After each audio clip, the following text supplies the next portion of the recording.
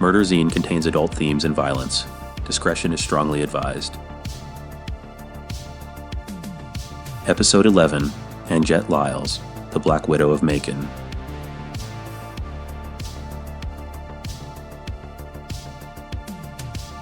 In the spring of 1958, in the quiet, unassuming city of Macon, Georgia, a 9-year-old girl named Marcia Lyles lay dying in Parkview Hospital. Her illness was a mystery, her tiny body racked with fever and pain.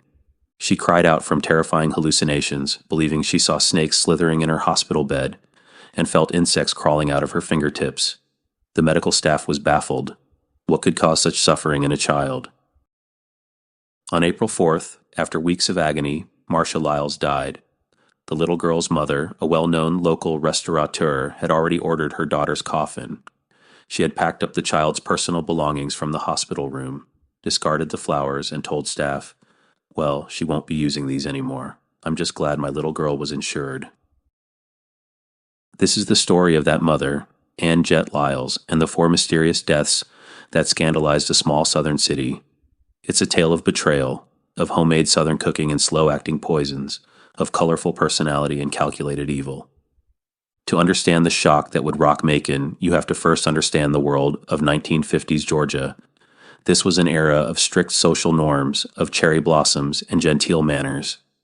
On the surface, Macon was a God-fearing southern town where doors were still left unlocked and crime was something that happened in other places. But beneath that placid exterior, it was a city humming with the energy of the post-war boom, fueled by the massive Robins Air Force Base nearby. Socially, the city was bound by the rigid codes of the Jim Crow South. Life was strictly segregated by race, from schools and neighborhoods to churches and buses, and the gender roles were just as strict.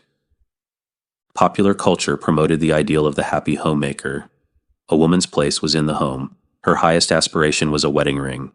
In this world, Anjette Lyles was an anomaly, a successful female business owner in a society that pushed women toward domesticity. Her business, a restaurant, was a public extension of the kitchen, a socially acceptable enterprise for a woman. Her reputation wasn't built on being a shrewd businesswoman, but on being the perfect Southern hostess. And in the heart of downtown Macon, Anjette's restaurant on Mulberry Street was the place to see and be seen. The air in Anjette's was always thick with the smell of frying bacon and simmering vegetables. The clatter of silverware mixed with the soft murmur of conversation as businessmen, lawyers, and politicians gathered for their midday meal. The food was said to be average Southern fare, but the real draw was its owner. Anjette was a glamorous figure with a bright smile and a lively personality. She hugged her customers when they came in the door and sat at their tables to chat. One patron would later remember, "Going to her restaurant, you didn't think about the food as much as you thought about just being welcome." Another simply said, "You couldn't help but like her."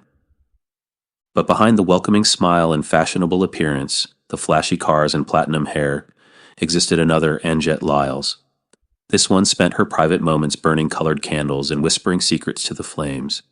She visited fortune tellers and root doctors, seeking spells for love, for money, and for other darker purposes. Anjette Donovan was born on August 23, 1925, in Macon, Georgia, the only daughter of Jetta Watkins and William Donovan. Her father owned and operated a produce company, placing the family in comfortable economic circumstances. From an early age, Anjette demonstrated characteristics that would define her later life.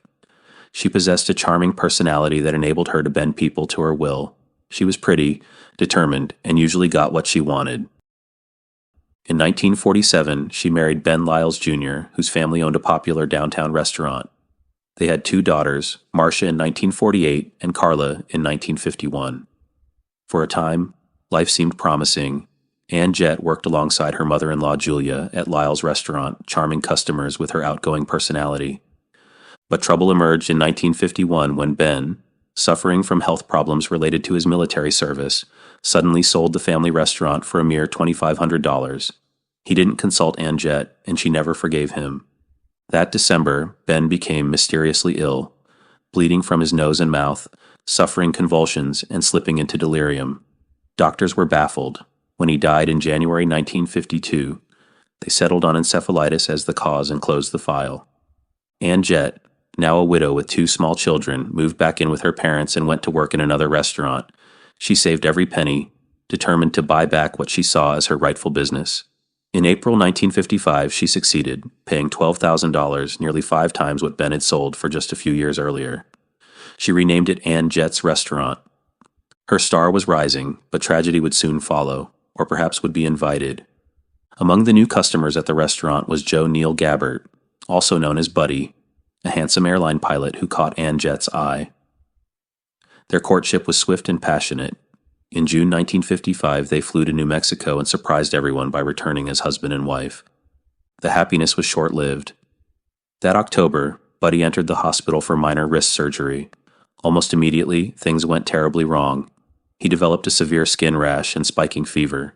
The pain became so unbearable he begged his doctors to let him die. As Buddy lay suffering, Anjette told people with strange certainty, "He's going to die. I know he's going to die." On December 2, 1955, her prediction came true. She refused permission for an autopsy, telling doctors her husband wouldn't have wanted to be cut up after death. The life insurance payout from Buddy's policy allowed Anjette to buy a new house and a new Cadillac.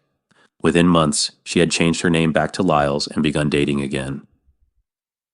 After Buddy's death, Ben's mother, Julia Lyles, moved in to help care for her grandchildren. Tension grew between the two women when Anjette discovered Julia had substantial savings. She began pestering the older woman constantly, asking, "Julia, why don't you have me in your will?" In August 1957, Julia developed chills and fever. Her condition rapidly worsened. Her skin turned purple. Her limbs swelled grotesquely. She was hospitalized, with Anjette often by her side, bringing favorite foods from the restaurant. Julia died on September 29th, with doctors never determining the cause. Just 1 week later, Anjette produced a will, leaving much of Julia's estate to herself and her daughters. Employees at the restaurant saw a side of Anjette that the customers did not, often hearing her scream at her daughter Marcia, calling her, quote, "a Lyles-looking son of a bitch," and threatening to kill her one day. In March of 1958, Marcia developed a cough and headache while at the restaurant. Anjette gave her a traditional remedy of sugar with whiskey, which only worsened the symptoms. Marcia was hospitalized with what initially appeared to be an acute respiratory infection. Her condition rapidly deteriorated with high fever, kidney failure, and hallucinations. Hospital staff noticed something peculiar. Anjette would bring lemonade to her daughter, but always disappeared into the restroom with the drink before giving it to her. Each time, Marcia's condition worsened afterward. On April 4, 1958, Marcia died. The doctors signed the death certificate with no clear cause listed. The case might have ended there, filed away as another family tragedy. But then, the anonymous letters arrived. The Bibb County coroner received 3 letters that had been sent to Marcia's great-aunts nearly a month before she died. One contained a chilling warning. "Please come at once. Marcia is getting the same dose as the others." This triggered a proper investigation. The coroner performed a second autopsy on Marcia, preserving samples of her liver, kidneys, and hair in fruit jars. He found 2 bottles of taro ant poison at Anjette's house and sent everything to the Georgia State Crime Lab. The results were definitive. Marcia Lyles had died as the result of arsenic poisoning. On April 25, 1958, the bodies of Ben Lyles Jr. and Julia Lyles were exhumed. Then Buddy Gabbert's body was dug up. All showed the same telltale evidence of arsenic poisoning. The investigation revealed a pattern. Each victim had been fed small doses of arsenic over time, mixed in their food and drinks. The most likely source was the taro ant poison found in Anjette's kitchen. The motive was clear: $48,750 in insurance and inheritance money, equivalent to over $500,000 today. On May 6, 1958, the town of Macon was stunned when police arrested its most famous hostess for 4 counts of murder.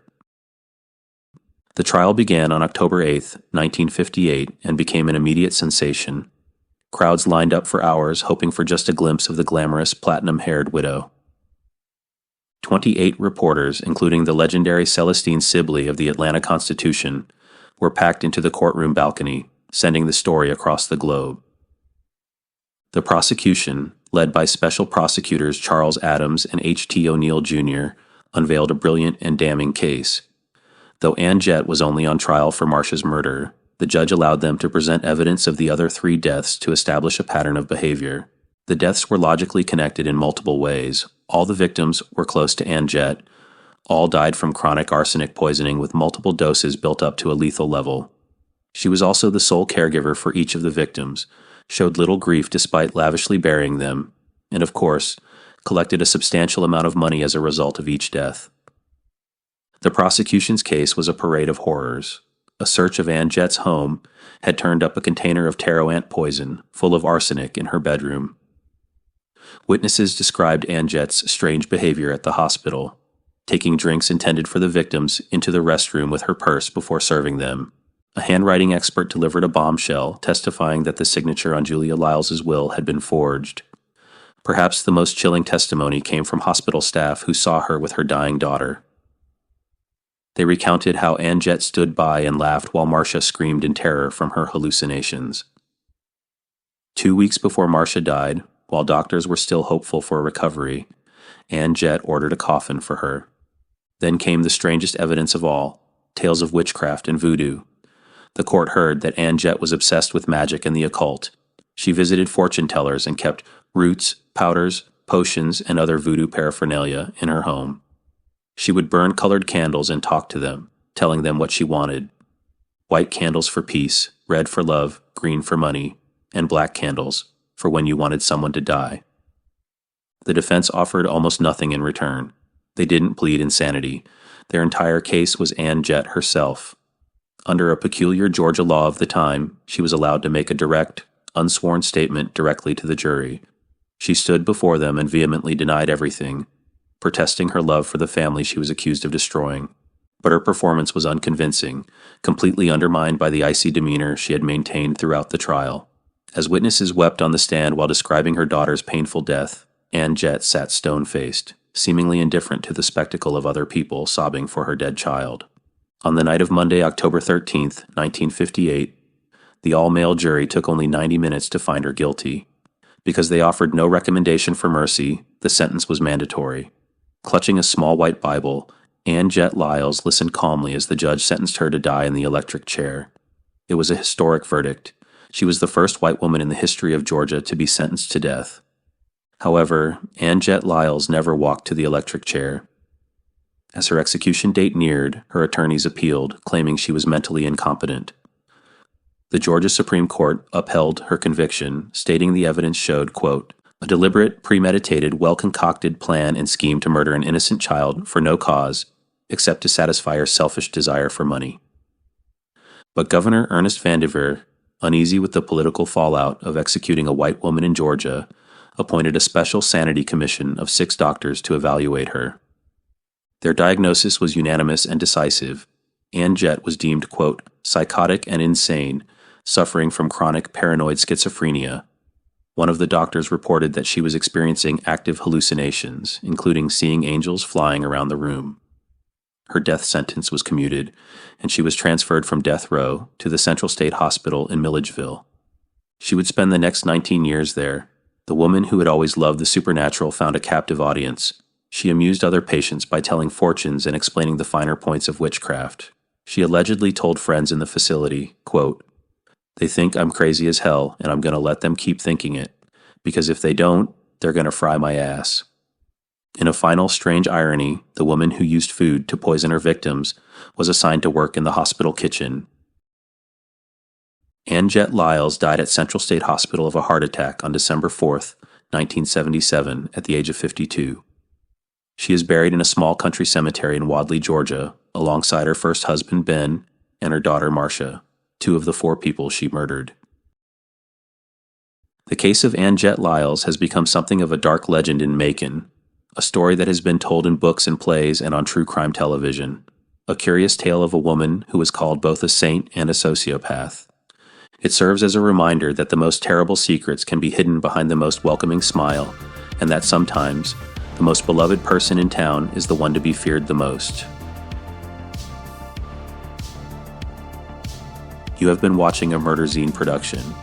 Please like and subscribe to see more true crime tales inspired by my personal collection of detective magazines. If you'd like to see a case featured on Murder Zine, drop it in the comments or visit murderzine.com for our links and contact information.